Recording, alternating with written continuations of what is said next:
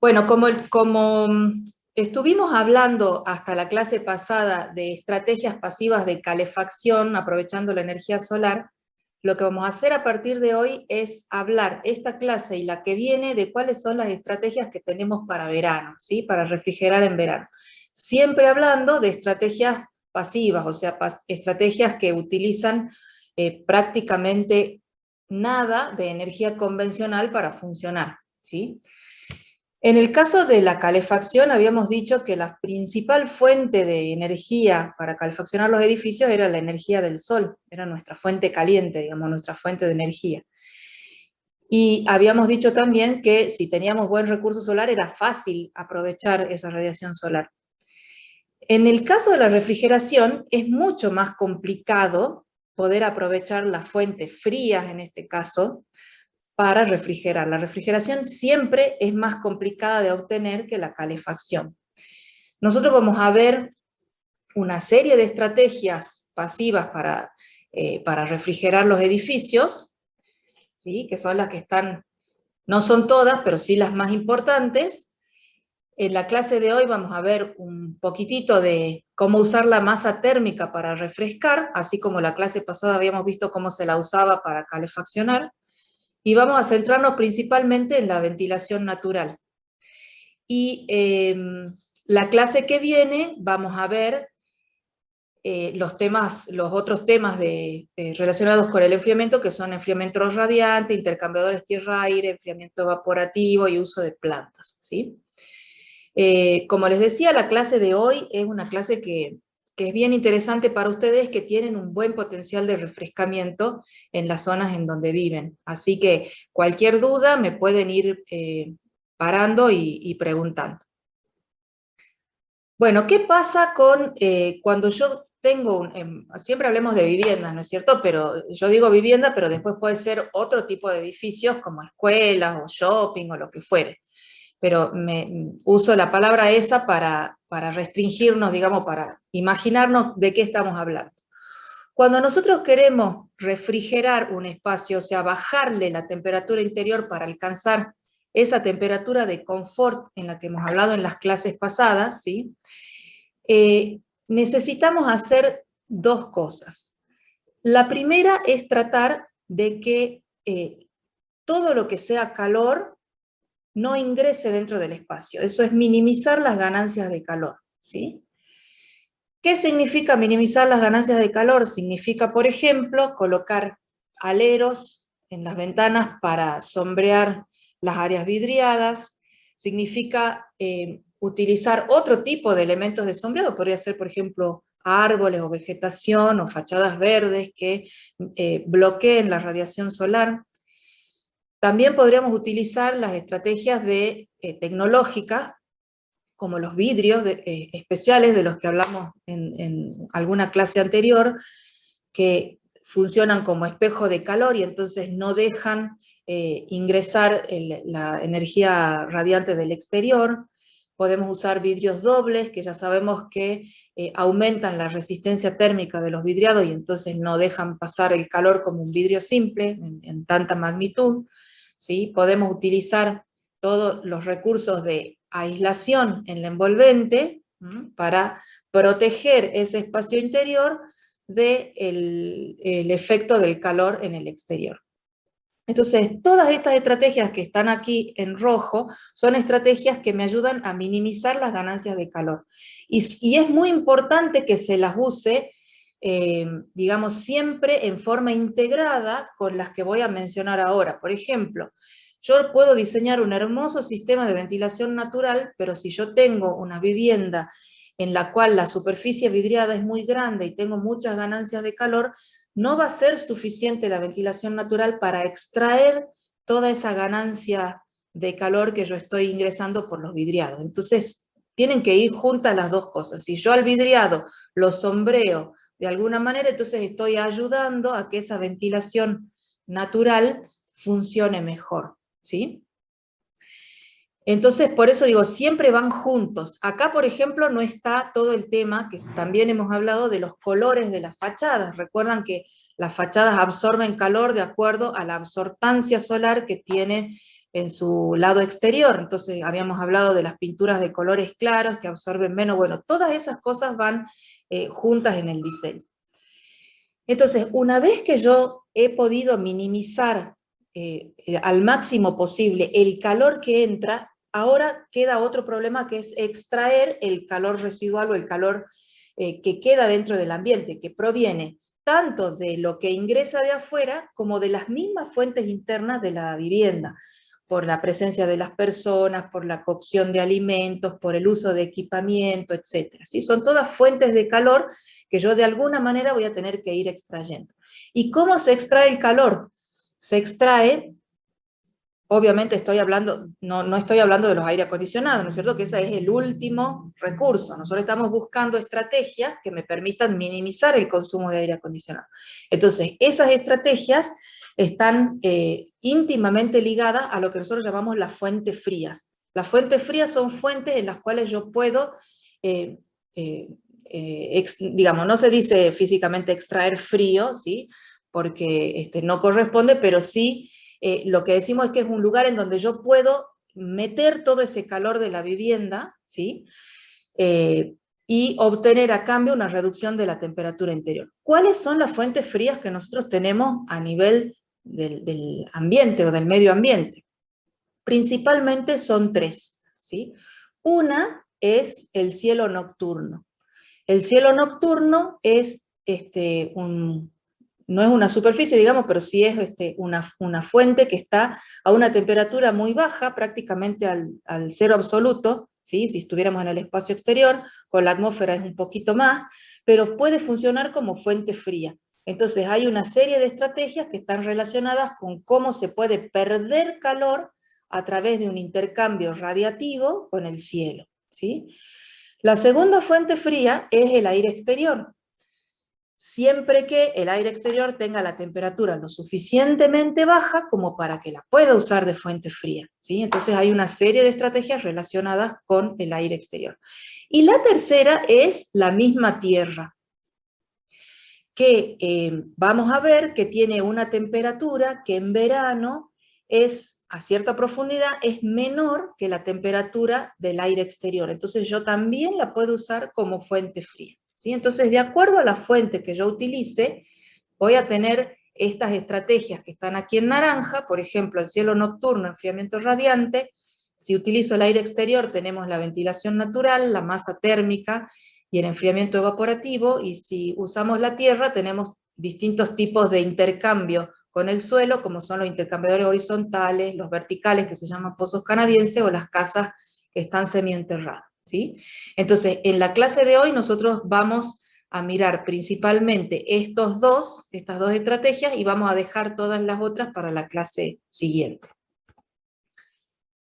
Bueno, entonces, repasemos un poquitito lo que habíamos visto la clase pasada de masa térmica. La clase pasada habíamos abordado la masa térmica como un elemento para absorber calor que me devolvía el calor al ambiente, ¿sí? Durante las horas de la noche, porque estábamos pensando en aprovecharla para el invierno.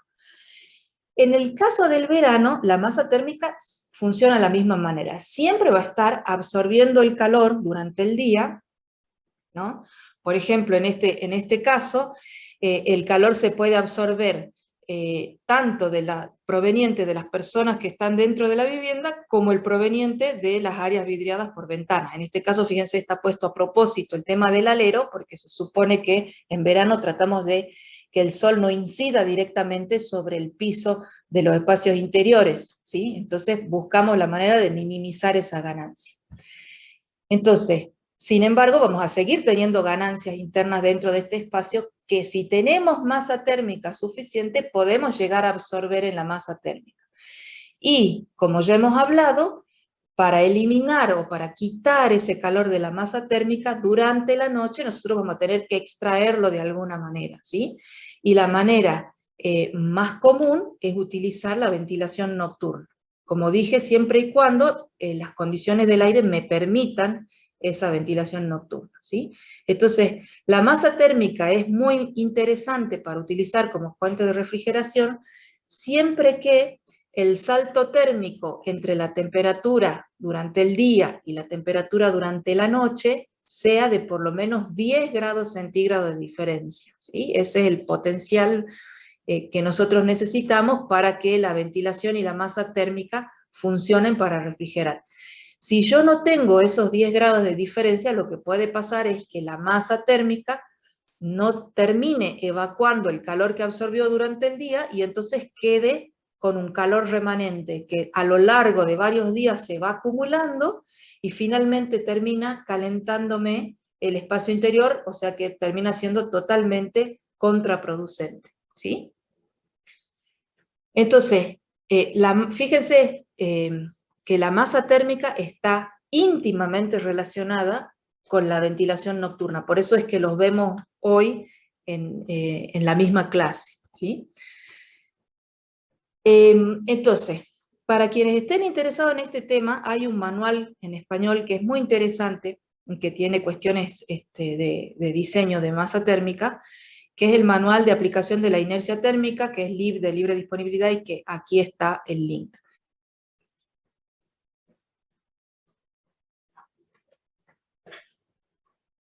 Disculpen, tuve que atender el timbre. Bueno, entonces les decía, este ejemplo está sacado de ese manual, ¿no? Entonces, por ejemplo, es el caso de un edificio de viviendas, ¿sí? Que tiene acá un living, baño y 3 dormitorios, y tiene hecha una simulación con un programa especial se llama CFD, de cálculo de fluido dinámica, de cómo se mueve el aire en el interior de esta vivienda cuando hay unas pequeñas aberturas, ¿sí? Acá se ven en donde están las flechitas, son los ingresos posibles de aire, ¿sí? Entonces, por ejemplo, en este dormitorio tenemos un ingreso de aire por esta ventana que se mueve y sale por una rejilla de ventilación que hay en el baño, ¿sí? Con extracción. Entonces, fíjense en esta simulación cómo se ve aquí, en colores azul más oscuro, las velocidades más bajas de viento, fíjense que estamos en los azul oscuro es prácticamente cero, o sea, sin movimiento, y los colores celestes son mayores velocidades de aire y los rojos mayores todavía, ¿sí? Entonces, por ejemplo, si yo tengo aquí una ventana, por la ubicación y por dónde está esta puerta de acá y la extracción de este lado, ¿sí? El aire se va a mover en este espacio, lamiendo toda esta pared de la derecha, ¿sí? Y saliendo por la puerta hacia el baño. Entonces, en esta pared yo puedo poner masa de acumulación porque con este tipo de flujo yo me aseguro que se va a evacuar el calor que se acumule en esta pared, ¿sí? Miremos en cambio el caso de la habitación que está del otro lado, que tiene la ventana aquí y la puerta de este lado. Fíjense la diferencia en cómo es el patrón de flujo, ¿sí? El aire entra por acá y sale por la puerta. O sea que del lado este, en donde yo podría tener una pared masiva, el flujo no lame esa pared. Eso significa que esta pared, ¿sí? Se va a calentar y calentar y calentar y le va a costar mucho bajar su temperatura. No es lo mismo que el caso de arriba, ¿sí? Que es mucho más eficiente. Aquí al costado hay un dibujo de lo que sería la pared, y esto que está aquí en colores es lo que sería la distribución de temperatura del aire. O sea, más cerca de la pared el aire está más caliente, y a medida que me voy alejando el aire está más fresco. Fíjense la diferencia con aquí abajo, que como no tenemos flujo de aire que evacúe este calor, ni de la pared, ni de las zonas cercanas, el perfil de temperatura caliente llega mucho más lejos de la pared, ¿sí? Entonces la situación es completamente distinta en un caso que en el otro, ¿no? Entonces este manual les da algunas recomendaciones de cómo tienen que ser los tamaños de las aberturas, por ejemplo, para conseguir un buen flujo de aire. Es un poquito lo que vamos a ver nosotros más adelante. Entonces, perdón, una última cosa. Un problema que tenemos nosotros con la ventilación natural es que nosotros no podemos permitirnos cualquier valor de velocidad de aire acá. Si bien mientras mayor es la velocidad, más evacúo calor, si una persona está durmiendo acá no es confortable tener velocidades de aire mayores a 0,8 o digamos 1 metro por segundo aproximadamente, ¿sí? Velocidades de aire mayores que eso me producen disconfort, ¿sí? Entonces tampoco es que puedo tener demasiado aire acá fluyendo, ¿no? Entonces, existen elementos que no tienen ese problema, ¿sí? Que no hay un condicionante sobre la velocidad de aire. Uno de ellos es el caso de los que habíamos hablado en la clase pasada, que son los sistemas que acumulan calor, como los techos o los pisos, ¿sí? Y que tienen un fluido que circula por este hormigón, por ejemplo, que puede ser agua, como en el caso de los pisos radiantes, o puede ser aire, como en este caso, esto se llama forjado ventilado, ¿sí? Entonces se hace circular aire por estos canales, ¿sí? Y entonces ahí ya no hay problema con el flujo de aire. Uno puede poner flujos mucho mayores, en realidad es mejor poner flujos mayores porque esto está sellado al espacio interior y entonces el usuario no percibe ese alto flujo de aire. Entonces durante la noche, aquí hay un dibujo, digamos, si este es el forjado ventilado, se puede extraer aire de una fuente fría, se lo hace pasar por aquí, entonces se va enfriando todo ese techo, ¿sí? Y eso lo que produce es que el aire interior esté más fresco, ¿sí? Esa es la utilización de la masa térmica para refrescamiento.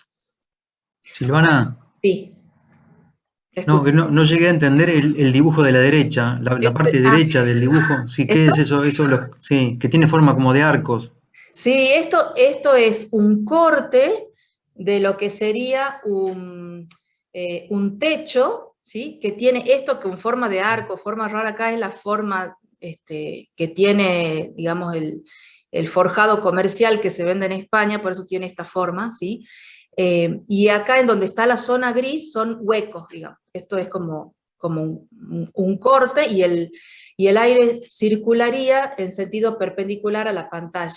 ¿Sí? Son como canales. Como Claro, canales. exactamente. Son canales largos por los cuales Ah, circula el aire. Por Es eso como una acá losa hueca, ¿no? Una losa hueca de fresa. exactamente una losa hueca con canales.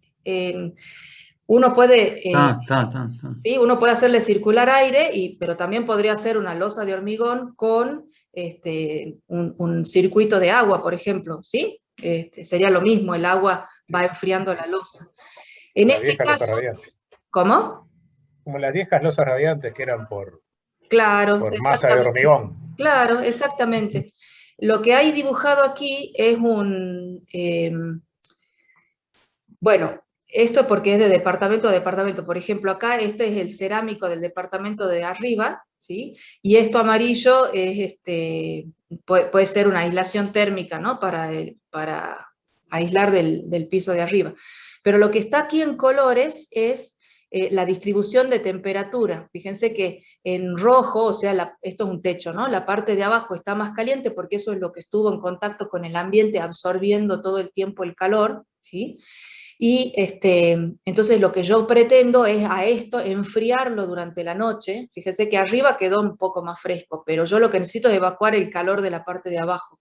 Entonces se hace circular aire fresco por estos canales y entonces bajo la temperatura de este forjado, ¿sí? ¿Se acuerdan que teníamos un espesor efectivo de penetración de calor que eran como entre 5 y 10 centímetros más o menos? Bueno, todo eso que hemos explicado sigue valiendo aquí, solamente que ahora lo estamos mirando desde el punto de vista de la refrigeración, ¿sí? Bueno, entonces esto es en relación con la masa térmica. Si nosotros queremos hacer un diseño así de estas cosas tan especiales, digamos, y saber exactamente qué es lo que va a pasar, no nos queda otra que hacer una simulación dinámica, ¿sí? O sea, hacer una simulación de todos estos elementos en forma horaria, que es lo que vamos a aprender a utilizar en las clases que siguen, ¿sí? Lo que nosotros les mostramos hasta ahora son herramientas de diseño que son simplificadas, ¿sí? Pero siempre al final, si uno quiere ahondar en qué es lo que va a pasar exactamente, termina cayendo en lo que es la simulación dinámica. Lo mismo va a pasar con la ventilación natural.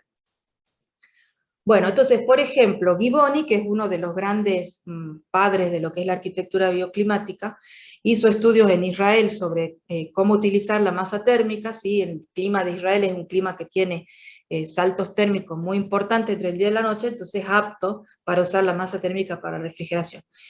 Él encontró en los años 80 que, por ejemplo, si nosotros utilizamos masa térmica correctamente, podemos disminuir la temperatura interior aproximadamente un 15% por debajo de la temperatura media exterior, ¿sí? Eso es un ahorro bastante importante. Bueno, y ahora pasemos al tema de ventilación. El objetivo de ventilar un espacio, sobre todo después de haber pasado el COVID, me parece que queda bien claro que tiene un doble objetivo la ventilación, ¿sí? Por un lado, es mejorar la calidad del aire, y esto está relacionado con el tema de olores, con el tema de contaminantes, por ejemplo, todos los materiales de la construcción emiten ciertas partículas contaminantes, principalmente, por ejemplo, todo lo que es aislación térmica o los plásticos, el asbesto, que terminan contaminando el aire, ¿sí? Estos son contaminantes químicos. Además de los contaminantes químicos, tenemos el dióxido de carbono que emiten las personas al respirar, ¿no? Que también influye en el tema de los olores y de calidad de aire. Y ahora, con todo este tema de la pandemia, también es importante considerar todo lo que tenga que ver con los virus, ¿no? Ya sea virus respiratorio o el mismo COVID. Entonces, hemos estado mirando en este último tiempo un montón de simulaciones y de información que nos hablaban sobre la calidad del aire, ¿sí? Y de por qué era tan importante ventilar. Esto siempre fue así, en los hospitales y en esos lugares en donde hay muchas, en las escuelas, es importante controlar la calidad del aire, ¿sí? Lo que pasa es que nosotros en nuestros países, principalmente en Sudamérica, no tenemos tan internalizado el tema de que la calidad del aire es una cosa tan importante, ¿sí? Ahora sí se le está dando mayor relevancia, pero es uno de los temas por los cuales uno ventila. Y el segundo tema por los cuales uno ventila es para disminuir la temperatura, ¿sí? Entonces son cosas que van de la mano. Obviamente, si es verano y yo puedo ventilar, mejoro la calidad del aire y además ayudo como estrategia de refrescamiento. Ahora, cuando es invierno, No, ¿pero qué pasa? tenemos el problema de que mejoramos la calidad del aire, pero a costa de ingresar aire más frío, si yo no lo trato previamente, aire frío del exterior, y entonces puedo aumentar los consumos de energía, ¿no? Para calefacción. Entonces son cosas que hay que mirar detalladamente. Bueno, yo en esta charla que vamos a tener no voy a hablar del tema de la calidad del aire y de la salud, sino que nos vamos a concentrar principalmente en la ventilación como estrategia de refrigeración, ¿sí? Pero siempre tenemos que tener presente este tema de que también estamos consiguiendo mejorar la calidad del aire, ¿no? Entonces, a modo de ejemplo, por ejemplo, en Estados Unidos, un ambiente interior de una casa o de una vivienda común puede concentrar entre 5 y 10 veces más sustancias tóxicas que en el exterior, provenientes de todas estas cuestiones que yo les estaba hablando, desde los ácaros hasta las partículas que emiten los mismos materiales, ¿no? Entonces, para controlar esta calidad del aire hay un montón de normativas nacionales e internacionales que nos dicen cuánto tenemos que ventilar un ambiente para que no existan problemas de salubridad, ¿sí? En los interiores. Sin embargo, no hay tanta normativa que nos diga cuánto tenemos que ventilar para mejorar la temperatura interior, ¿sí? Las normativas todas están relacionadas principalmente con el tema de la salud. Entonces, para empezar a hablar de ventilación, nosotros tenemos que distinguir dos tipos de ventilación particulares. Una que es la ventilación que no intencional, ¿sí? Que son las que se producen por las infiltraciones de aire a través de las rendijas de las puertas o de los marcos de las ventanas, ¿sí? Es algo que yo no quiero hacer, pero que ocurre así yo no lo quiera, ¿sí? Y eso tiene mucho que ver con la calidad de la carpintería que esté utilizando, ¿sí? Y otra fuente de ventilación es la ventilación intencional, que es, por ejemplo, la apertura de ventanas o cuando prendo un ventilador o un extractor de aire. Esa es ventilación intencional y se divide en dos ramas, digamos, de acuerdo a si la ventilación se produce por el viento o si se produce por algún elemento mecánico que le llamamos ventilación forzada mecánica, ¿sí? Entonces nosotros nos vamos a concentrar en lo que es la ventilación natural. Esta ventilación natural está producida por dos fuerzas, o tiene dos fuerzas motoras. Una es el viento, que es el principal impulsor de la ventilación. Pero hay otra fuerza impulsora que es la diferencia de temperatura, ¿sí? Y es la que produce el intercambio de aire en una abertura cuando no hay viento. Imagínense que no hay viento, ¿sí? Y entonces tenemos una abertura, el aire, como siempre, más caliente sube, ¿sí? Y entonces si tenemos una abertura, el aire caliente va a salir por la parte de arriba de la abertura y el aire fresco va a ingresar por la parte de abajo de la abertura. Es lo que pasa en las puertas. Por ejemplo, en una puerta, el aire caliente de intercambio entre dos ambientes está por la parte de arriba y el ingreso de aire fresco está por la parte de abajo. Eso se llama, digamos, movimiento de aire por diferencia de temperatura o por stack, ¿sí? Entonces, cuando ocurre la ventilación natural, en el fondo, ocurren los dos efectos, ¿sí? O sea, tenemos tanto el forzamiento del viento como por diferencia de temperatura. Son ambas las que interaccionan para que ocurra la ventilación natural. Pero antes de comenzar a hablar más específicamente de esto, hablemos un poquito de las unidades que a veces suele causar problemas o dificultades, digamos, cuando uno hace los cálculos. ¿Por qué? Porque las normativas, digamos, tienen sus límites de ventilación o sus ventilaciones recomendadas en distintas unidades. Por ejemplo, algunas normativas hablan en litros por segundo, litros de aire estamos hablando, ¿no? Litros de aire por segundo por persona, ¿sí? Por ejemplo, pueden decir, la normativa uruguaya, creo, el límite es 4 litros de aire por persona por segundo. Menos que eso ya se considera que es insalubre, ¿no? Sin embargo, otras normativas hablan en metros cúbicos por hora, ¿sí? Y otras normativas hablan en renovaciones de aire de un espacio, muchos programas también usan esta unidad, renovaciones horarias de aire. Entonces, yo aquí les puse cuáles son las unidades con las que se mide esta tasa de ventilación, ¿sí? Entonces, un litro por segundo, por ejemplo, son 3,6 metros cúbicos por hora, ¿sí?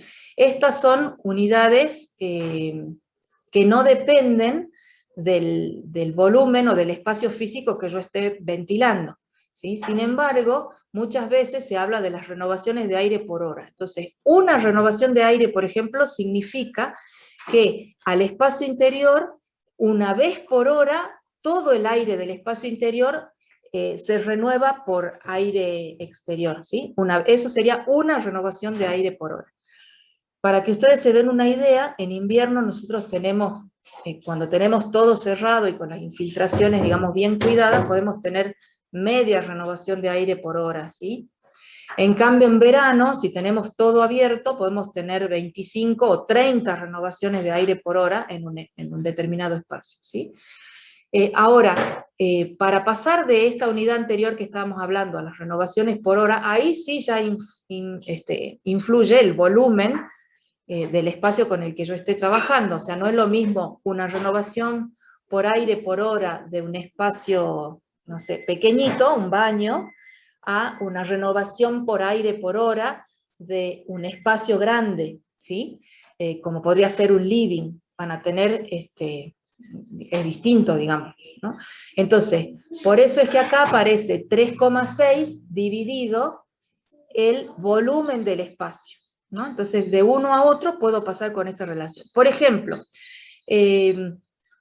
si tenemos una tasa de ventilación de 80 litros por segundo, que es lo que se suele recomendar en un espacio, eso equivale, si multiplico 80 por 3,6, a 288 metros cúbicos por hora, ¿sí? Entonces ahí tengo la relación. Ahora, si yo quiero mantener esto esta tasa de renovación en un ambiente determinado que ya tiene ciertas dimensiones geométricas, por ejemplo, 3×3 por 2,40, que son 21,6 metros cúbicos, ¿eso a qué equivale? A, según esta fórmula, 288 sobre 21,6, porque es dividido B, ¿sí? Son 13 renovaciones de aire por hora, ¿sí? ¿Eso qué significa? Que si yo mantengo esta tasa de renovación, en una hora, este espacio va a renovar 13 veces el aire interior con aire nuevo, ¿sí? Entonces, uno de los elementos importantes con los que nosotros trabajamos es esto que llamamos la tasa de ventilación. Y aquí es donde nosotros vamos a poner las normativas y todo el esfuerzo de cálculo para saber cuántos metros cúbicos de aire está entrando por hora o por segundo en un determinado espacio. Las otras dos cosas que son importantes son la dirección del flujo de aire, ¿sí? No es lo mismo una ventana que está direccionada perpendicular al viento que otra que está paralela al viento, ¿sí? Entonces el flujo, la dirección del flujo de aire es importantísima. Y por último, importa cómo están distribuidos los ambientes e inclusive los cerramientos, los muebles dentro del espacio interior, porque todo eso me va modificando cómo se mueve el aire adentro de la vivienda, ¿sí? Entonces son las tres cosas con las que nosotros tenemos que trabajar para maximizarlas, para que la ventilación sea lo más efectiva posible. La tasa de ventilación, la dirección del flujo y cómo distribuyo el aire en el interior de los espacios, ¿sí? Bueno, esta transparencia es un pequeño resumen de lo que acabamos de decir. Entonces, por ejemplo, acá tenemos una vivienda de 2 plantas que tiene abierta por un lado una ventana, ¿sí? Entonces aquí tenemos el forzamiento del viento, que lo que produce es movimiento de aire en el interior, y aquí una chimenea, ¿no? Que por efecto de diferencia de temperatura, sumada al efecto del viento en esta dirección, produce que el aire fluya por esta chimenea y que absorba, ¿sí? En realidad que impulse mayor cantidad de flujo en este ambiente interior, ¿sí? Esto sería un sistema para refrescar la planta baja, ¿no? Entonces, aquí están, como les decía yo, a veces es muy difícil separar los dos efectos en la ventilación, el del viento, ¿sí? y el de efecto de estaco, diferencia de temperatura. En general van juntos y se potencian el uno al otro, como es este caso. Bueno, y esto es para que ustedes tengan para leer. Simplemente dice que hay que tener siempre en mente que la ventilación natural es una variable natural que depende del viento, y el viento es una variable que es muy aleatoria o estocástica, a veces corre viento fuerte y a veces se detiene, ¿sí? Entonces eso significa que la ventilación natural también es una ventilación que no es constante y permanente a lo largo del día, sino que es algo que es muy variable, ¿no?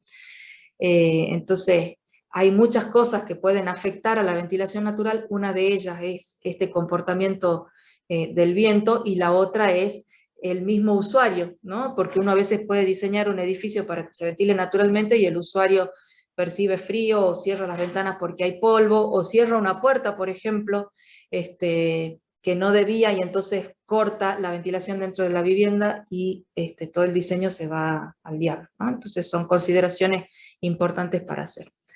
Bueno, pasemos entonces ya a la cuestión más específica del viento.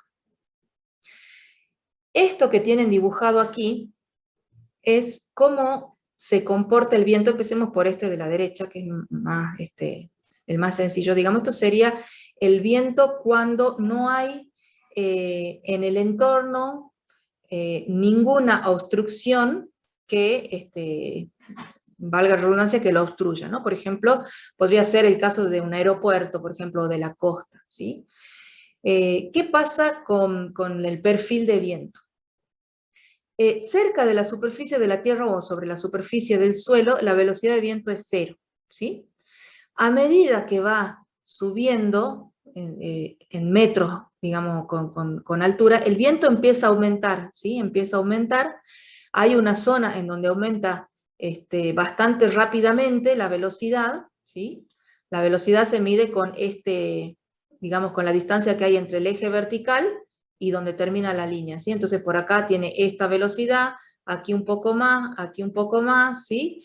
Y empieza a crecer cada vez más lentamente hasta que llega a un valor del 100% a partir del cual el viento ya hacia arriba se mantiene a una misma velocidad. Por ejemplo, en este caso, 45 metros por segundo, ¿sí?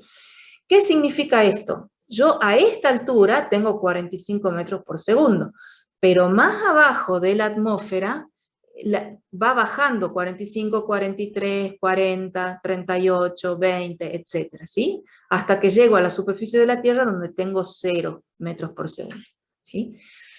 Entonces, cuando en las estaciones meteorológicas, sobre todo en las de los aeropuertos, o las de los servicios meteorológicos nacionales, se mide la velocidad de viento, no se la mide a cualquier altura, eso está normado. Normalmente son a 10 metros sobre el nivel del suelo, ¿sí?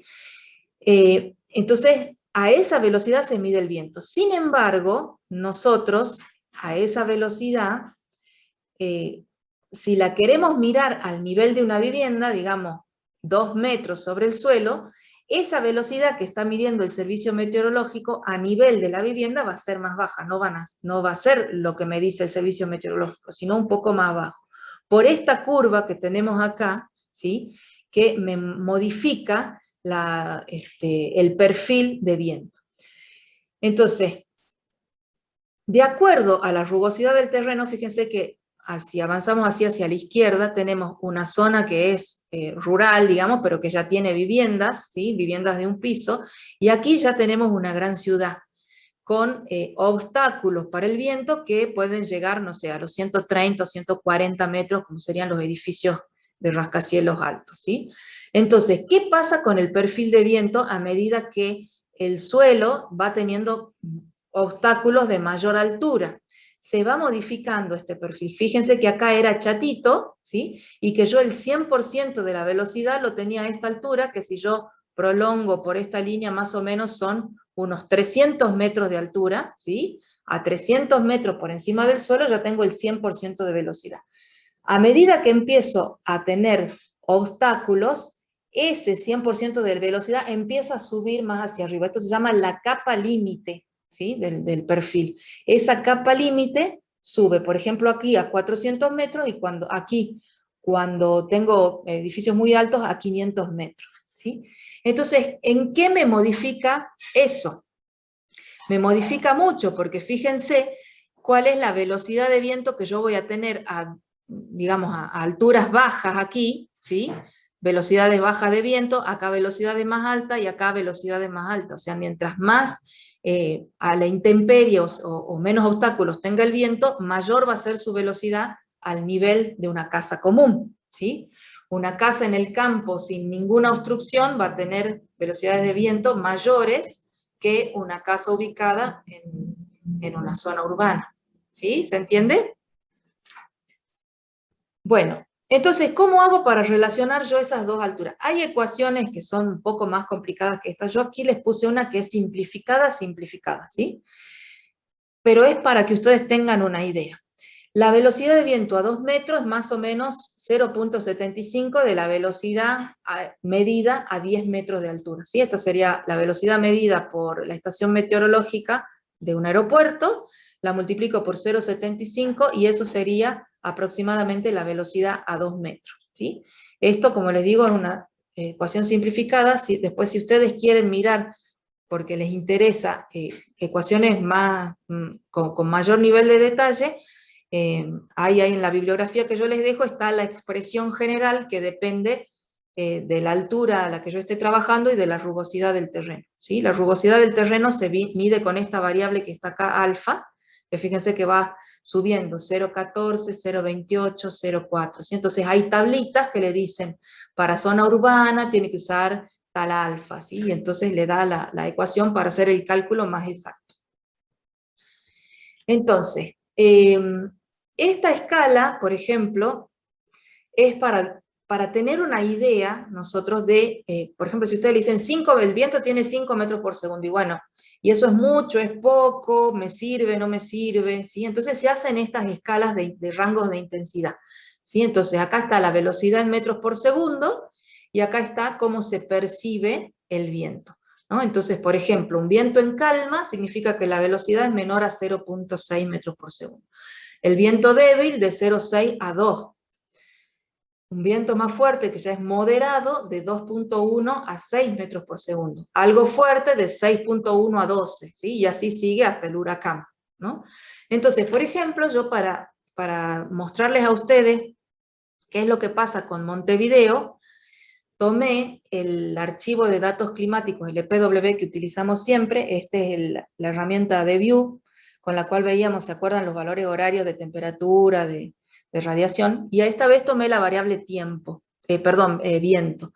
Y lo que hice fue ir a una de las opciones que en general no utilizamos, pero que es muy interesante, ¿sí? Que es esta que está acá, que me hace el histograma de frecuencias, ¿sí? El histograma es cuántos números de puntos, o sea, cuántas horas a lo largo del año se produce un cierto valor, en este caso de velocidad de viento. Por ejemplo, acá abajo están los valores, 1 metro por segundo, 2 metros por segundo, ¿sí? Y si yo miro el histograma para Montevideo, veo que tengo un máximo aquí, ¿sí? Que está más o menos entre los 3 y 4 metros por segundo, ¿sí?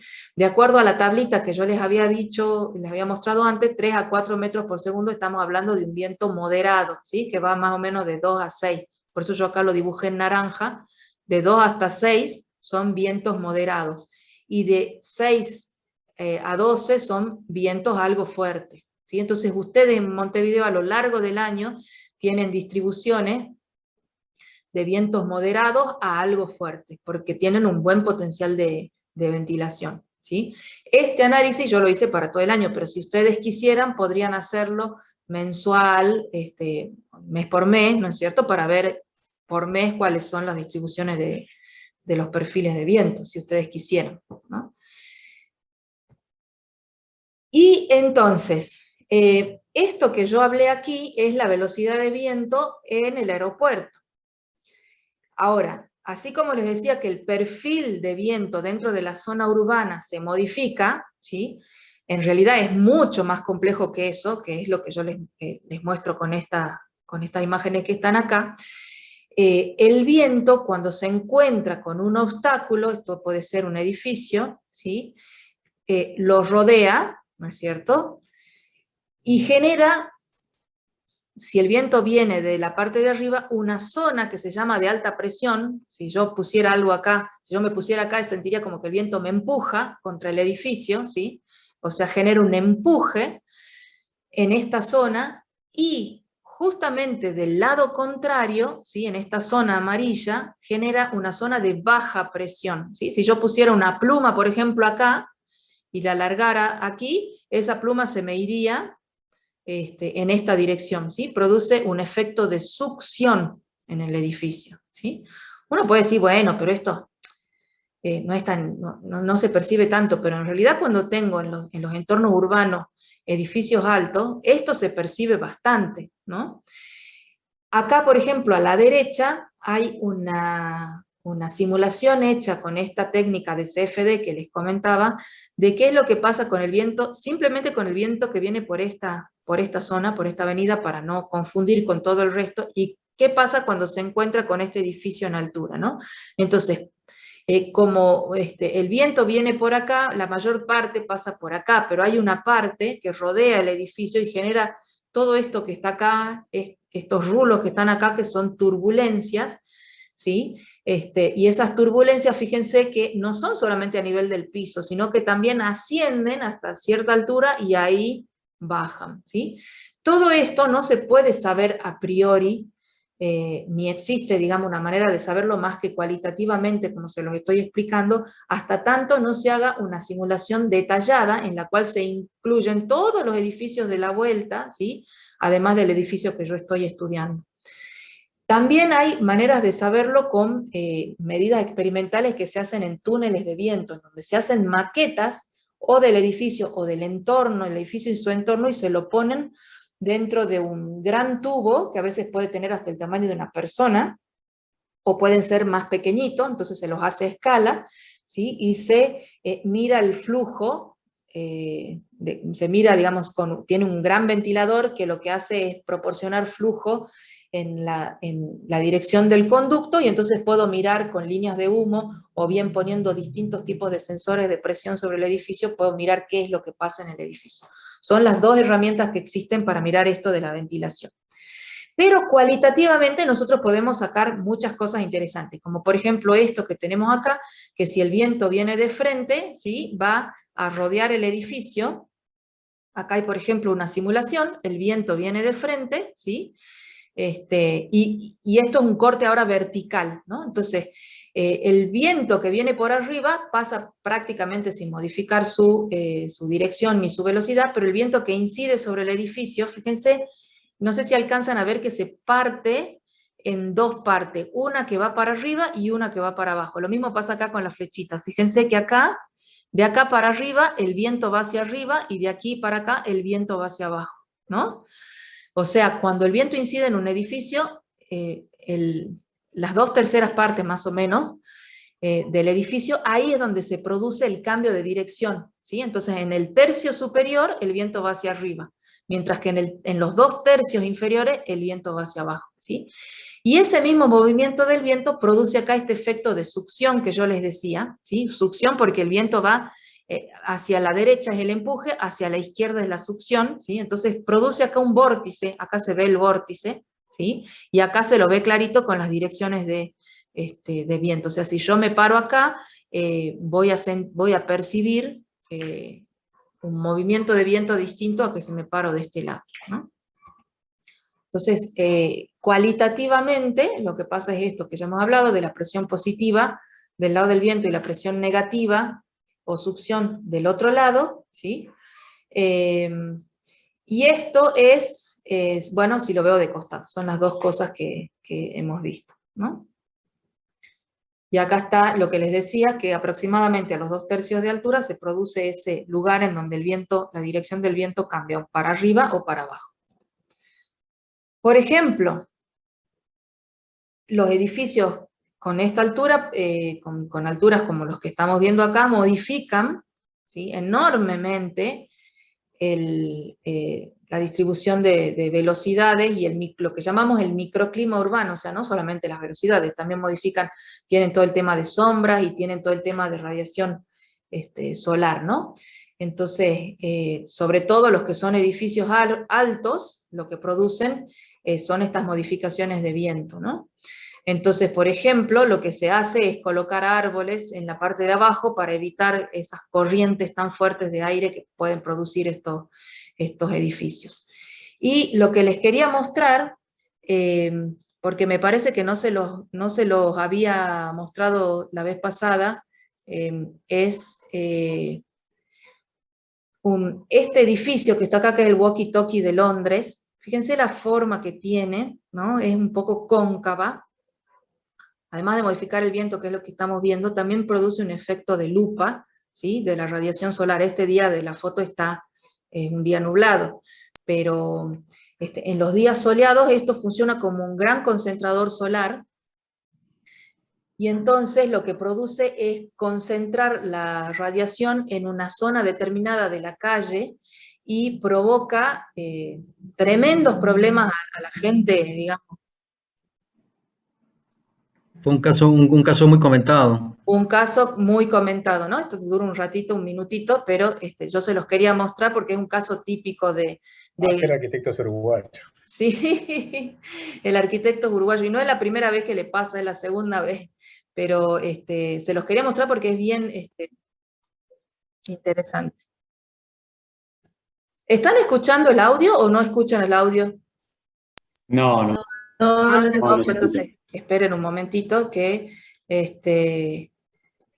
paremos acá y voy a compartir con audio, porque si no, Ahí está. como que ahí está, ahí. Ahora sí les voy a ver. Avísenme si se escucha, ¿no? Este imponente rascacielos es el walkie-talkie. Su presencia deslumbra, pero también literalmente derrite. Así es, más de un daño ha provocado este edificio de 37 plantas que, con los rayos del sol reflejados en sus cristales, se convierte en una auténtica vitrocerámica donde se puede hasta fritar huevos. La capital británica alberga este edificio que con su forma cóncava ha proyectado el calor sobre la calle y derritió parte de la carrocería de un Jaguar.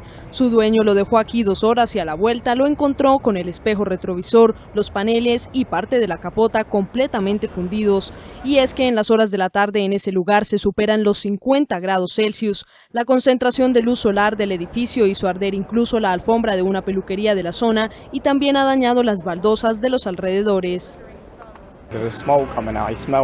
Vimos que salía humo de la alfombra y que ardía, y no solo eso, también se ha deformado parte de la decoración. Por esto, los responsables del edificio han decidido cubrirlo con un andamiaje temporal para evitar más daños mientras estudian una solución permanente.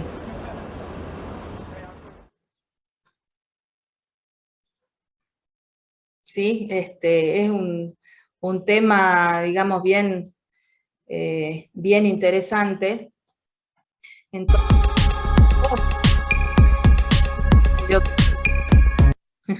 perdón.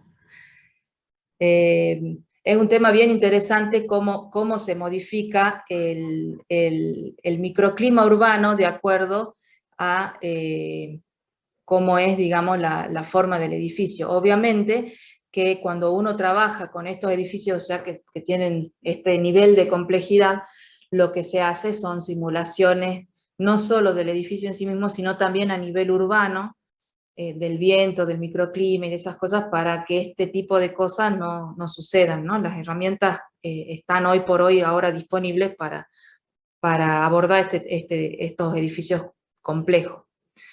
Bueno, entonces, pasemos a qué es lo que dice, primero qué es lo que dice la norma, o qué es lo que dicen las normativas, y después qué es lo que podemos hacer nosotros con nuestros diseños. Entonces, la norma dice, por ejemplo, que para cuestiones de higiene, ¿sí? Los baños, las bibliotecas, oficinas, restaurantes, cocinas, tienen distinto número de renovaciones. Fíjense que acá la tabla está dada en renovaciones por hora. Entre 4 y 5, las cocinas entre 15 y 25 por el tema del gas, ¿sí? Las habitaciones entre 3 y 8, los hospitales entre 5 y 6. ¿Sí? Entonces, de acuerdo a la aplicación que nosotros tengamos, el uso, perdón, del edificio, vamos a tener que respetar distintos números de renovaciones que van a ser por cuestiones de higiene principalmente, ¿sí? Por ejemplo, les decía que acá están renovaciones de aire por hora, pero si ustedes miran otras normativas o límites, los van a encontrar también en litros por segundo, ¿sí? Como por ejemplo 80 litros por segundo por persona, o para el caso de cuando nosotros trabajamos con COVID, el doble, 160 litros por segundo por persona. Entonces, con estos datos nosotros podemos dimensionar las aberturas, las ventanas, para tratar de cumplimentar con estos números.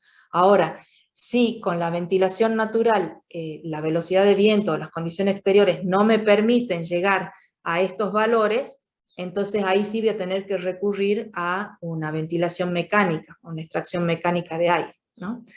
Por ejemplo, en Uruguay, está aquí la norma y aquí el link para descargarla, están los límites, dividen en 4 categorías de ventilación, digamos, de la más deficiente o la menos buena a la más adecuada, ¿sí? Y entonces tiene los valores en renovaciones de aire o en litros por segundo por metro cuadrado o en litros por segundo por persona, por ejemplo, de acuerdo, ¿no? A la aplicación que uno tenga, ¿no? Entonces, en general, fíjense en esta columna, la ventilación por cuestiones de salud, digamos, no debe ser nunca menor a 4 litros por segundo por persona, ¿sí? Eso es lo que pide la norma uruguaya. Mientras más sea esa ventilación, mejor se considera que es relacionado con la calidad del aire, ¿no? Y la SRAE, por ejemplo, americana, el límite es 5 litros por segundo por persona, pero más o menos estamos dentro del mismo orden, ¿no? Bueno, y entonces, ¿cómo hacemos para conseguir esos niveles de ventilación y qué relación tienen con la estrategia de refrescar? Todo tiene que ver con cómo yo estoy ubicando las aberturas en el diseño que yo tenga. Entonces, hay muchas otras ubicaciones de abertura, pero principalmente hay dos tipos de ventilación que son importantes, la ventilación cruzada y la ventilación unilateral, ¿sí? Entonces la ventilación cruzada es cuando yo tengo aberturas en un lado y en otro del espacio que permiten el movimiento de aire, o sea, el aire entra por una abertura y sale por otra, ¿sí? Mientras que en la ventilación unilateral yo tengo solamente una abertura en el espacio y la ventilación se produce solamente por esta abertura, y aquí sí es importante el efecto del que hablábamos por stack, en donde el aire caliente, supongamos que sea verano y que afuera está más fresco, ¿sí? Entonces el aire caliente de esta habitación sube por cerca del techo y sale por la parte de arriba de la ventana, y el aire fresco entra por la parte de abajo. Esa es la ventilación que llamamos unilateral, ¿sí? O sea, en la ventana, en la parte de arriba de la ventana el aire sale y en la parte de abajo el aire entra, ¿sí? O sea, tiene doble dirección el aire. En cambio, en la ventilación cruzada, en una misma ventana el aire o entra, como en este caso, o sale, como en este otro, ¿sí? Este dibujo que está acá lo puse precisamente para mostrarles a ustedes que esto, digamos, el dibujo en realidad no está bien hecho, porque el aire no puede entrar por aquí y salir por aquí y a la vez entrar por este lado y salir por acá, ¿no? Porque, ¿qué pasa aquí en el medio? O el viento viene de un lado o el viento viene del otro, salvo que una flecha sea a la mañana y otra flecha sea a la noche, que podría ser, ¿sí? Pero esto en simultáneo no puede ocurrir nunca, ¿no? Ocurre solamente una de las direcciones de aire. ¿Y qué pasa? Entonces, estas son simulaciones de un cubículo, podría ser un dormitorio, por ejemplo, con distintos tipos de ventilación, o cruzada o unilateral. Por ejemplo, en el caso A tenemos el caso de ventilación de un solo lado, ¿sí? Aquí está la ventana, ¿ven? Y esto que está acá representado son las velocidades de aire. Los amarillos son velocidades de aire más fuertes, y los azules oscuros, velocidad de aire más bajita o prácticamente cero, ¿sí? Fíjense que aquí está la escala. Entonces, si yo tengo siempre con el mismo viento, todos los casos son con el mismo perfil de viento, ¿no? Para poderlos comparar. Si yo tengo una ventana, por ejemplo, de este tamaño y de un solo lado del muro, fíjense que el aire que ingresa por esta ventana, ¿sí? Llega más o menos hasta por acá, pero tiene una distribución centrada de mayor velocidad en esta parte, ¿sí? Que se ve acá en celeste. Si yo me pongo más hacia acá o más hacia acá, ahí, si yo quisiera percibir la corriente de aire, percibiría muy baja velocidad de aire en esta zona y en esta zona, ¿sí? En cambio, si yo abro una pequeña rendija, por más que sea chiquitita, del otro lado de esa misma ventana, fíjense cómo se modifica esta zona por la que fluye el aire. Fíjense que prácticamente tiene el tamaño de la ventana, ¿sí? O sea, si yo me paro en cualquier lugar aquí frente a la ventana, voy a percibir el movimiento de aire, y acá en esta rendija el color es más hacia el amarillo. ¿Por qué? Porque todo el flujo de aire que entra por esta área tiene que salir por algún lado, sale por esta otra, y como el área es más pequeñita, para, digamos, mantener el balance, tiene que tener mayor velocidad, ¿no? Entonces, por esta rendija sale con mayor velocidad. Pero fíjense la distribución de aire de este caso respecto de este. Es mucho mejor distribuido aquí. Ahora, es lo que causa los portazos, entonces. Claro, exactamente. Cuando vos tenés la ventana, ¡tuc!, el portazo aquí. Entonces, ¿y qué pasa si yo lo hago al revés? En este caso tengo la rendijita de entrada pequeña y la de salida grande. ¿Es mejor o es peor que en el caso B? ¿Qué opinan ustedes? Mejor, para la ventilación es mejor. Claro, para ventilación, fíjese que es mejor. En el lugar donde está la abertura es mucho más alta la velocidad. Pero de estos dos lados, fíjense que acá tienen toda esta zona, incluso contra la pared, ¿no? Que tiene mayores velocidades que en este caso, que está todo prácticamente azul, ¿sí?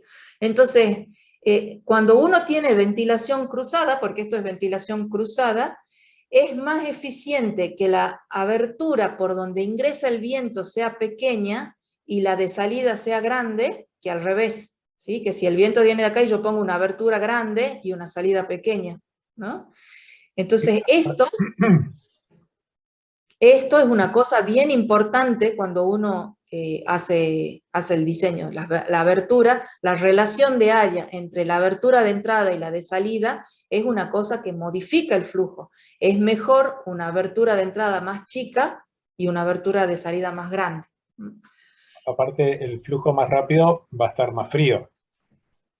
El flujo más rápido va a estar más frío, sí, exactamente. A mayor velocidad tiene menos tiempo de enfriarse, de calentarse. Bueno, por ejemplo, esto sigue siendo ventilación cruzada, solamente que ahora tenemos las dos ventanas del mismo tamaño, ¿sí? Las dos ventanas iguales. Tenemos una zona central con mayor velocidad, pero fíjense de nuevo acá, en esta parte y en esta, si yo me siento acá con un silloncito, no voy a sentir movimiento de aire, ¿no? Entonces no se refresca toda la habitación, se refresca solamente este pedazo que está acá. Y en estos dos últimos casos, E y F, en vez de estar enfrentados, están en diagonal las ventanas, ¿sí? En este caso son las dos del mismo tamaño, ¿sí? Y en este caso también, solamente que una está hacia arriba, en la dirección del flujo, fíjense que el flujo viene por acá y sale por acá, y en esta otra viene por acá y sale por acá. En general, estos son los de mejor eficiencia, porque no... uno en los espacios interiores también quiere que haya ventilación y que el aire sea más o menos parejo en todo el volumen. Por ejemplo, en este caso, que tenemos acá de las ventanas enfrentadas, si yo me paro justo frente a la abertura, el viento me lleva, pero si me paro un poco al costado, prácticamente no tengo movimiento de aire, ¿no? O sea, es mucho más despareja la distribución de velocidad en este caso que en este otro, ¿no? Entonces, fíjense qué importante es, porque uno dice, bueno, ventilación cruzada, sí, bueno, está bien, la ventilación cruzada es buena, pero ¿cómo hago para diseñarla para que no me pase esto, por ejemplo, ¿no? Entonces, bueno, acá está lo que les decía. Ahora vamos a ver un par de tablitas para terminar de reforzar esto y ver cómo se calcula la ventilación cruzada. Les quería mostrar en este caso que nosotros podemos tener ventilación cruzada no solamente en el mismo nivel como el que les estaba mostrando, sino también entre una planta baja y una planta alta, ¿sí? En este caso el viento viene de la derecha, ¿no? Y hay una abertura por acá, en la vivienda, una ventana, y una extracción por este lado, que ahora vamos a ver la simulación, ¿no? Si quieren ver el caso completo de estudio, está el video explicado en unos 15 minutos, pero está en inglés, pero a lo mejor se le pueda poner subtítulo. Entonces, ese video muestra esta simulación de la vivienda, ¿no? Entonces, por ejemplo, acá tenemos cómo se la diseñó. Se la diseñó para que el viento que ingresa por la abertura, fíjense que la abertura está en la parte baja de la vivienda para que entre fresco el aire por acá, ¿sí? Ay, perdón. Y se aprovecha este espacio hay una escalera, que sube una escalera que sube a la planta alta, entonces siempre por las escaleras, no sé si ustedes percibieron que si se paran, en general las escaleras se siente la corriente de aire que viene de la planta baja hacia arriba. Si hay abierto algo arriba, seguro van a sentir esa corriente de aire. Y en el invierno seguro van a sentir el aire frío que baja por la escalera. Entonces, bueno, en este caso el aire entra por acá, sube por esta zona y se extrae o sale por acá. ¿Sí? Lo mismo, si yo tuviera un dormitorio, por ejemplo en este lado, y yo quisiera aprovechar también la ventilación natural, pero justo tengo una pared, lo que dice el estudio es, no hagamos la pared ciega, sino pongamos pequeñas aberturas para permitir que fluya el aire, ¿sí? El aire que entra por esta ventana fluya por las aberturas y sea extraído por acá, ¿no? Entonces, no hacer paredes ciegas, sino hacer paredes con pequeñas aberturas para ventilación. Bueno, ¿y cómo se hace para hacer el cálculo? En el caso de la ventilación cruzada, esto es súper simplificado, obviamente, ¿no? Es solamente para tener una idea cuando uno quiere hacer prediseños rápidos. Como les dije, si uno quiere hacer algo más específico, hay que ir sí o sí a programas de simulación. Pero bueno, esta ecuación es muy sencilla. Fíjense, el flujo Q, que son los metros cúbicos de aire por segundo, ¿sí? se calcula como 0.6 por este factor FR, es un factor que relaciona las ventanas, lo que habíamos hablado de cuál es el área de salida con respecto al área de entrada, ¿sí? Entonces, fíjense que para las ventanas iguales ese factor es de 1. Si la ventilación cruzada, la entrada y la salida son iguales, vale 1. Ahora, si la salida es más grande que la entrada, son valores mayores que 1, fíjense, hasta 1.40. ¿no? Y si es al revés, si la salida es más chiquita que la entrada, entonces son valores menores que 1, ¿no? Hasta 0.35. Entonces con eso yo regulo la forma o la relación de áreas entre ventanas. AE es el área de entrada del viento, o sea, el área por la que entra el viento, o el área de ventana. B es la velocidad de viento en metros por segundo, y el seno de phi es la dirección del viento, porque sabemos que no es lo mismo si phi vale 90 grados, que es cuando el viento entra perpendicular a la ventana, el seno de 90 vale 1, ¿sí? Y por ejemplo, si el viento fuera paralelo a la ventana, eso significa que no entra nada de viento por la ventana, el seno de 0 grados es 0, ¿sí? Entonces esto se me hace que el flujo es 0. Entonces esta pequeña ecuación me regula, fíjense, un montón de cosas, me permite calcular en base a cómo están las aberturas, cuál es la velocidad de viento y su dirección, cuál es el flujo que yo tendría en un espacio determinado. Entonces yo hago el cálculo y puedo después comparar, por ejemplo, contra la normativa uruguaya, que me dice, ustedes tienen que ventilar 4 litros por segundo. El resultado va a estar en metros cúbicos por segundo, y lo que puedo hacer es transformarlo con la expresión que les di, dividiendo por 3,6, y ahí van a obtener en litros por segundo, ¿sí? O si quisieran en renovaciones de aire por hora, bueno, dividen con el volumen del espacio. Es muy sencilla la expresión.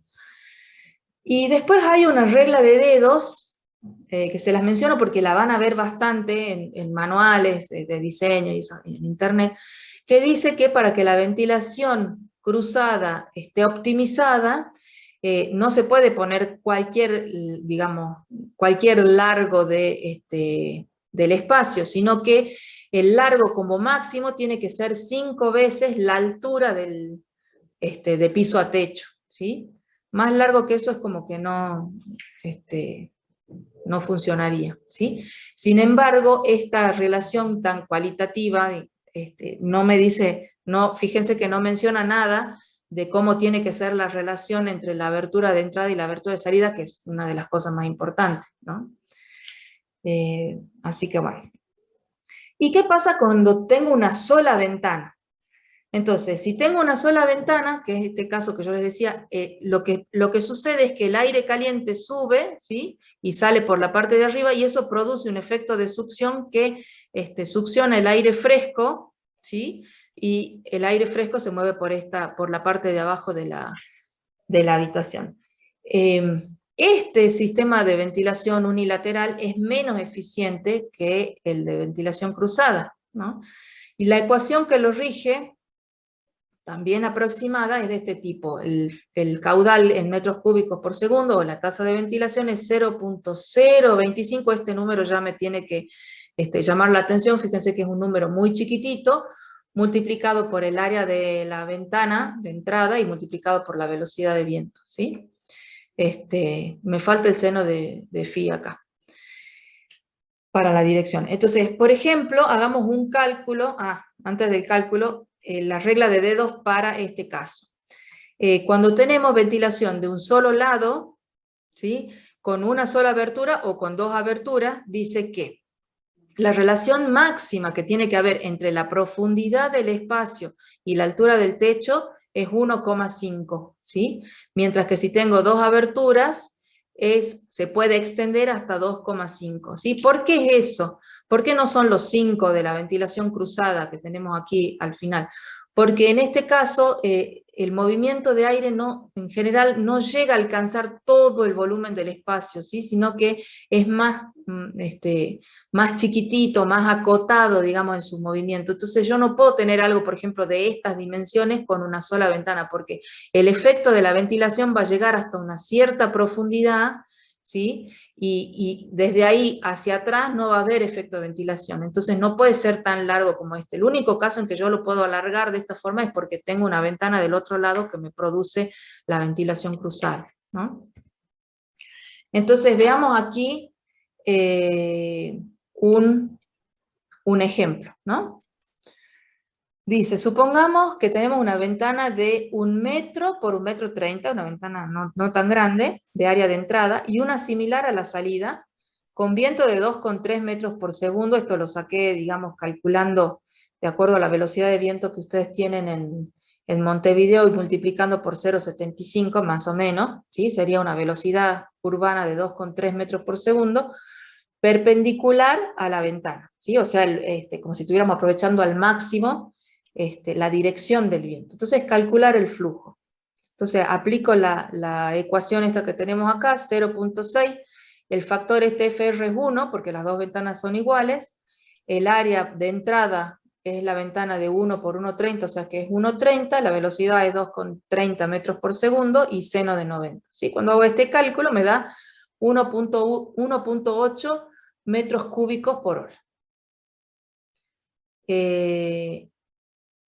Y cuando, perdón, esto es metros cúbicos por segundo, estoy mirando las unidades. Sí. Sí, esta H elimina este segundo acá, ¿sí? Lo mismo acá abajo.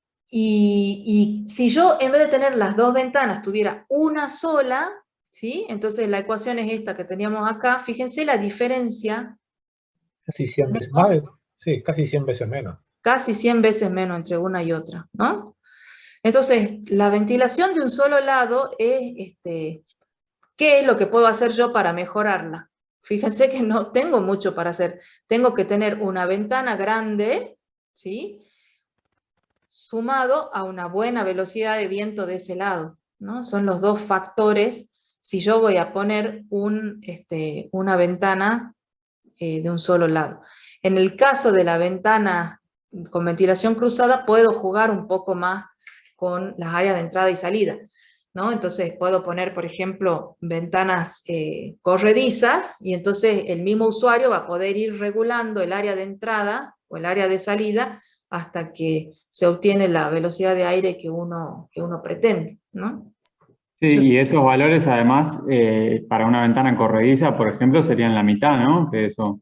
Claro, una ventana corrediza de 2 paños, si la ventana completa tiene 1 metro por 1,30, el área por la que ingresa el viento es la mitad, ¿no?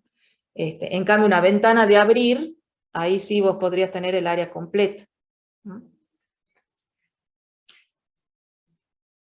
Bueno, fíjense que son cálculos bastante simplificados y sencillos. Todos estos cálculos que están acá y todos estos métodos que yo les mostré están en un libro que yo les dejo la referencia al final, muy lindo, muy fácil de entender, que se llama Ventilación Natural, Cálculos Básicos para la Arquitectura, ¿no? De Freixanet, un investigador mexicano. Es un libro chiquito, no es muy grande, pero tiene un montón de ejemplos de cómo se podrían hacer distintos tipos de configuraciones, digamos, cruzadas o ventilación unilateral para trabajar con la ventilación natural. Yo les puse las referencias, y no me acuerdo si no se lo subí a la plataforma para que lo descarguen directamente al PDF de ahí. Bueno, y si uno quiere ir un poco más allá, pero sin llegar a la complejidad de lo que es un cálculo por fluido dinámico, que eso ya requiere, digamos, de experticia y de soft, que es en general pago, muy caro y muy complicado, digamos, de utilizar, ¿no? Porque ya tiene todas las cuestiones físicas metidas adentro. Hay herramientas intermedias, sencillas, que se pueden utilizar para calcular la ventilación natural, ¿no? Yo les puse aquí dos de las que más se utilizan. Una es una herramienta desarrollada por el Instituto de Tecnología de Massachusetts, que está en inglés, que es la imagen que tienen acá, ¿no?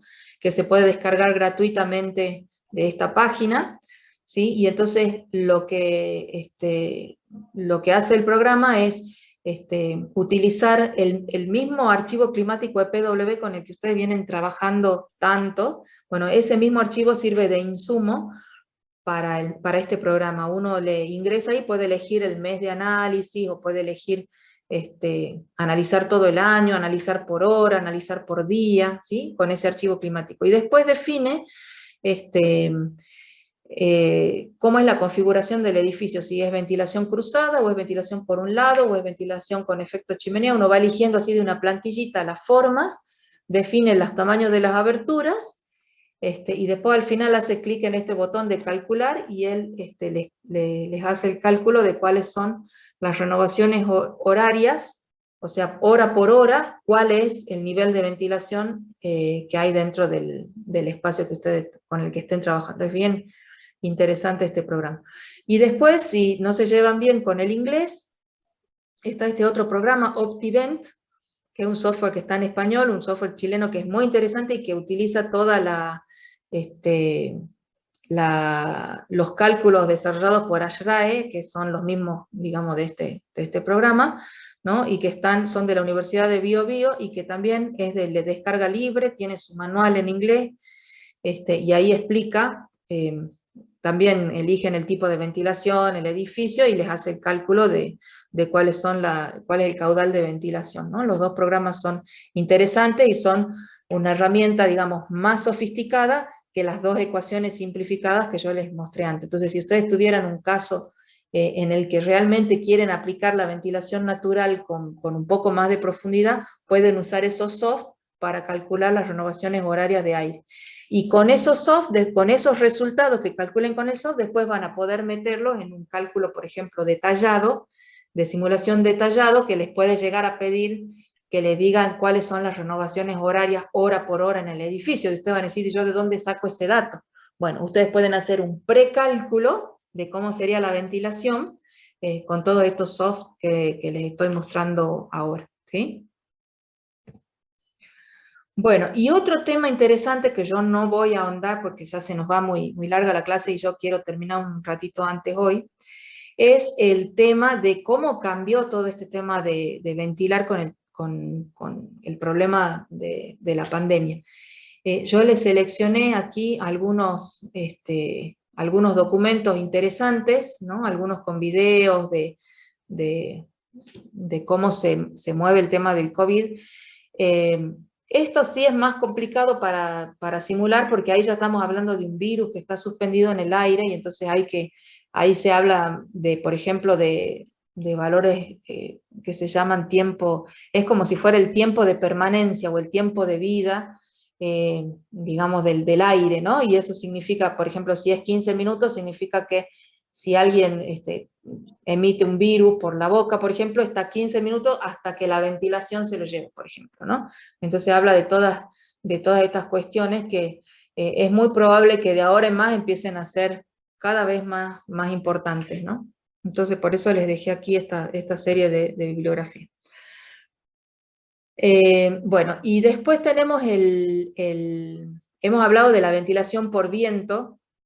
Esto es simplemente una diapositiva para mostrarles cómo es la ventilación por efecto de stack, ¿no? En una casa. Por ejemplo, esta casa tiene aberturas en los techos y en la planta alta, ¿no?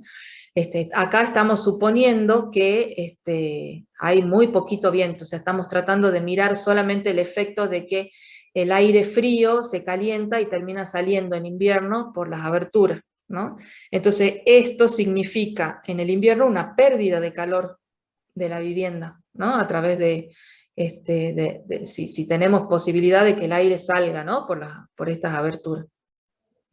En el caso del verano, el aire caliente puede ingresar por aquí, ¿no? Y cae, y el aire frío se extrae por la parte baja de las ventanas o de las puertas, ¿no? Así que bueno, acá tenemos, digamos, cómo funciona este efecto del movimiento de aire con la temperatura, tanto en invierno como en verano. A nosotros lo que nos interesa es utilizarlo para refrescar. Entonces, ese efecto de stack se puede potenciar si yo utilizo una chimenea. Se llama efecto chimenea, pero en el fondo no es otra cosa que redirigir el aire, ¿sí? por un canal que conduce el aire caliente hacia afuera, ¿no? Entonces, por ejemplo, a veces, esto es una torre de viento en este caso, ¿no? Pero podría ser un elemento en la chimenea que se pone más caliente, por ejemplo, un elemento, qué sé yo, metálico, pintado de color oscuro, que se pone caliente, entonces favorece el efecto de succión, ¿no? Porque el aire acá caliente tiende a salir hacia afuera, y entonces eso succiona el aire fresco por estas ventanas y se puede terminar extrayendo, ¿no? Este video que tenemos acá de YouTube es una simulación. La crisis humanitaria en Afganistán es dramática. En lo que va del año, 550.000 personas. Ahí está. Fíjense que acá es el efecto esto es una simulación por computadora de cómo es el movimiento de aire, ¿sí? De cómo, fíjense la velocidad del aire aquí, y cómo es cómo se produce acá un vórtice, ¿no? De cómo se va moviendo hacia arriba y se extrae las partículas de aire o la velocidad de aire que aumenta hacia aquí. Esto se hace también por simulación por computadora. Entonces, este mismo efecto de chimenea es el que yo les había explicado que nosotros queríamos favorecer, no sé si se acuerdan, con el edificio de fachada vidriada que teníamos en la ciudad de Salta, ¿no? Esperábamos que ocurriera ese efecto de chimenea y que al final en realidad nos venció el viento. Fíjense que con todo esto que saben de ventilación, el efecto de Stack fue vencido por el efecto de la velocidad de viento transversal, ¿no? Y entonces no se produjo eso que nosotros pensábamos que iba a ocurrir. Bueno, y finalmente, nosotros acá, en toda esta charla que yo les di, hablé solamente de la velocidad del viento, o sea, de cuán bueno es el viento para mover el aire dentro del espacio, pero hay dos factores más que son bien importantes, son fundamentales, digamos, son la temperatura y la humedad del aire. Pues yo puedo tener buen viento, pero aire caliente, y eso no me sirve para ventilación natural, ¿no? Entonces son tres condiciones que tiene que tener el aire: buena velocidad de viento, temperatura lo suficientemente baja, y humedad lo suficientemente baja también como para que no se produzca, digamos, problemas de moho y esas cosas, ¿no? Entonces, hay un trabajo que yo les quería mencionar que trata con estas tres variables, la temperatura, la humedad y la velocidad de viento, de definir cuál es la capacidad que tiene un clima determinado para ventilar, ¿no? Entonces, lo que hace es proponer límites para cada una de estas variables y decir, por ejemplo, si la temperatura del aire está entre 12,8, porque este valor no es arbitrario, este es el valor que dice la normativa SRAE mínimo, digamos, si la temperatura fuera mucho más baja que esta, ya un movimiento de aire se siente totalmente desconfortable. Entonces, si el aire está entre 12,8 y la temperatura, una temperatura máxima que depende del confort adaptativo, ¿se acuerdan que hemos hablado en la primera clase que hay una temperatura de confort a la que el ser humano, digamos, en la que se siente confortable cuando hay movimiento de aire, ¿no? Por ventilación natural, que se llamaba el confort adaptativo, y el autor era el australiano De Dier, y tenía una ecuación, no sé si se la acuerdan, que era 0,31 por la temperatura mensual exterior más 17,8 era la temperatura, era la ecuación, ¿no? Entonces, con esa ecuación, yo para los distintos climas podía ir sacando las temperaturas de confort adaptativo. Bueno, si yo uso esa ecuación para calcular la temperatura del aire para un determinado mes, por ejemplo en Montevideo, podría sacar hasta dónde esta temperatura del aire sería confortable, ¿no? Por ejemplo, no sé, 27 grados, ¿sí? Entonces, si la temperatura del aire está entre 12,8 y 27, está en condiciones de funcionar para la ventilación natural. Pero además de esa temperatura, se tiene que cumplir con que el aire no sea demasiado húmedo, ¿sí? Y eso se mide con la temperatura de bulbo húmedo, una variable meteorológica que está metida dentro del archivo EPW. Entonces esa temperatura, para asegurarnos que no sea muy húmeda, tiene que ser mayor a 17 grados. Y además el viento tiene que tener una cierta velocidad, ¿sí? Que depende, bueno, yo no se las puse acá la ecuación, pero el trabajo habla, digamos, lo calcula en base a la altura de una ventana. Entonces, mirando o poniendo esos límites, por ejemplo acá, yo tengo la velocidad de viento, ¿sí? En la parte de arriba tengo la temperatura del aire, en la parte de abajo tengo la temperatura de bulbo húmedo, y puse esos límites que dice nuestro trabajo, ¿no? Entonces, por ejemplo, para la temperatura del aire, entre 12,8 y más o menos 28 grados, que es lo que da la temperatura de confort adaptativo, todas estas horas que están dentro de la zona roja yo podría utilizarlas para ventilar, ¿sí? Entonces, por ejemplo, en el invierno la temperatura es demasiado baja para ventilar, y en algunos momentos del verano la temperatura es demasiado alta para ventilar, ¿sí? Sobre todo en los mediodías de enero o de febrero la temperatura es muy alta, entonces no me sirve para ventilar. Pero fíjense la enorme cantidad de horas que tienen ustedes en Montevideo, en el cual la temperatura del aire es adecuada para producir ventilación, ¿sí? Si miramos qué pasa con la humedad, esta es la temperatura de bulbo húmedo, acá está marcado el 17, también hay una gran cantidad de horas en la que digamos, estamos dentro de lo que es la zona adecuada para ventilación. Hay algunos momentos en que, bueno, el aire está demasiado húmedo, sobre todo en enero y febrero, ¿no? Y que no se puede. Pero fíjense que acá puedo ver que los meses de noviembre, diciembre, octubre son buenos meses para ventilación natural, ¿no? Y enero y febrero, bueno, tienen más un problema de humedad. Entonces se tiene que verificar que la temperatura esté dentro de acá y también que esté dentro de acá, y también que la velocidad de aire sea la suficiente. Yo hice el cálculo para Montevideo, ahora ya se los voy a mostrar con ese método, ¿sí? Pero antes les quería mostrar lo que obtienen los autores, porque ellos hicieron el cálculo para todos estos puntos que ustedes ven, acá no sé cuántas, eran como 2000 ciudades, no sé, era una cosa tremenda el cálculo que hicieron. Y entonces lo que calcularon fue de todo el año, de las 8.760 horas del año, cuántas horas se pueden utilizar para ventilación en los distintos lugares del mundo, ¿no? Entonces pusieron este código de colores, que los azules son los que tienen mayor potencial de ventilación y los rojos son los que tienen menor potencial, ¿sí? Y además tienen por tamaño, los más chiquititos son los que tienen menos cantidad de horas, por ejemplo 300 horas, y los más grandes 4.000, 6.000, ¿sí? horas. Entonces fíjense que esto es muy interesante porque, por ejemplo, en la zona esta de Estados Unidos, la cantidad de horas que se puede utilizar para ventilar es muy poca, ¿no? No tiene un gran potencial de ventilación del lado norte porque es muy frío, digamos, a lo largo del año, entonces la temperatura está por debajo de los 12,8, ¿no? Probablemente en toda esta zona del Caribe porque es demasiado húmedo, ¿no? Y fíjense que toda la zona más seca, ¿no? Desértica, es la que tiene el mejor potencial de ventilación. Eso está relacionado con lo que yo les había dicho de que había que tener una diferencia de temperatura de por lo menos 10 grados, ¿no? Entonces eso pasa aquí en Estados Unidos. Para el resto del mundo está solo algunas ciudades, por ejemplo, para Uruguay y para Buenos Aires está acá más o menos, ¿no?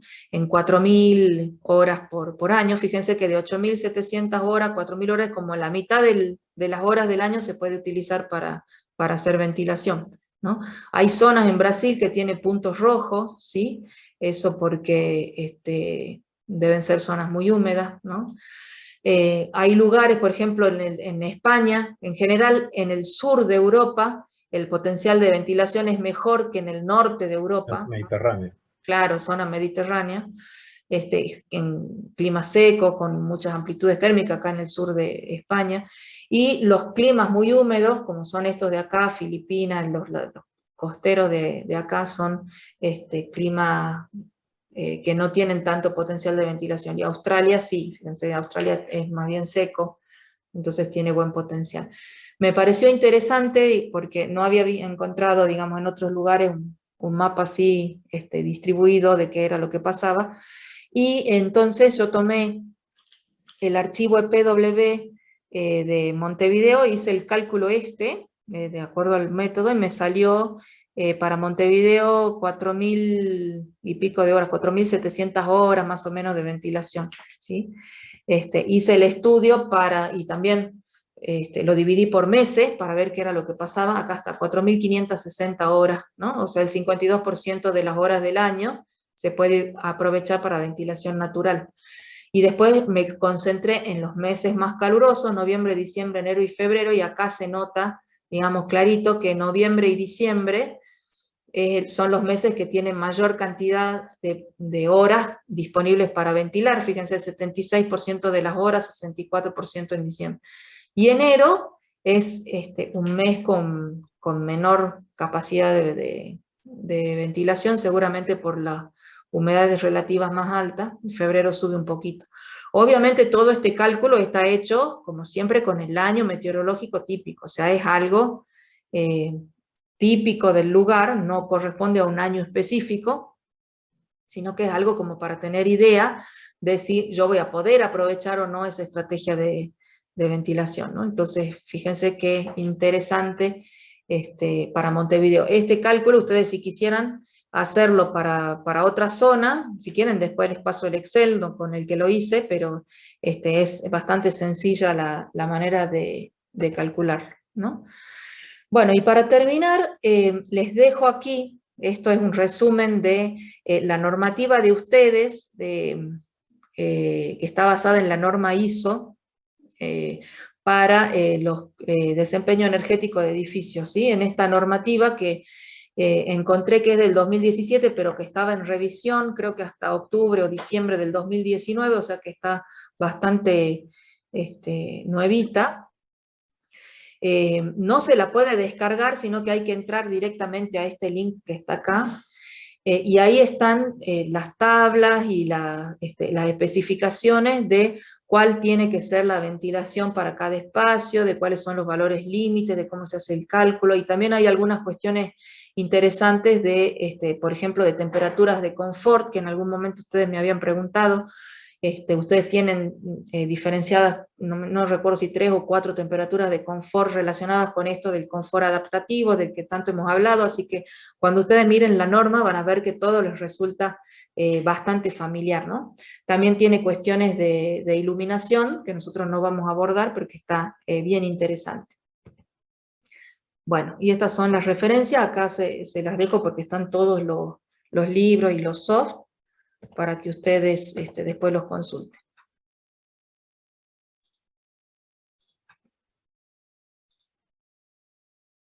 Bueno, preguntas. Creo que estoy de acuerdo con